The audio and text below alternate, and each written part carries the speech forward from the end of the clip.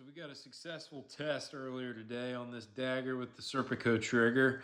Right here, I'm going to explain what I did to get it working and how exactly it's set up right now. All right, we got this thing disassembled here. So here is the FRT in the dagger Glock clone.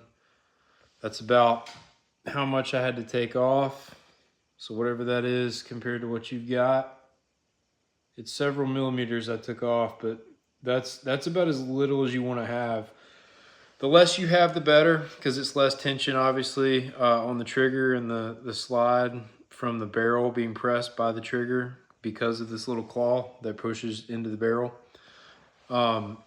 So you want to grind off as much as you can before you start losing functionality, and that's where I found success with this.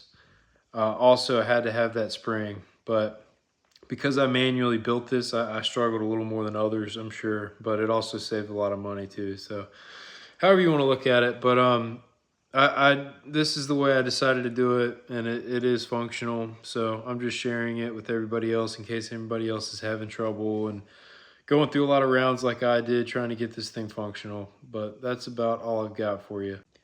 Once I shaved all that material down off the claw, it reduced a lot of the pull of the trigger so that you're barely resetting and then pulling, and it increases your rate of fire and the ease of continuing through rounds as you fire and pull the trigger, because it is a semi-automatic and there's one trigger pull per firing of a round out of the gun. So therefore it is not a machine gun.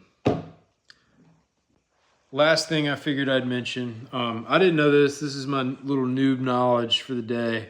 You don't want to oil your firing pin striker because it causes the spring and the neck that holds the spring together on the pin that actually like forces it into the firing position. It'll slip, and it just causes problems. And if that slips off, your tip of the pin can actually hit part of the slide and break off, and that's what happened to me. So definitely was because of oiling it, and it caused it to slip, and actually broke the tip of the firing pin off right there, and it quit functioning obviously because it broke. So word to the wise, do not oil this and you should be okay.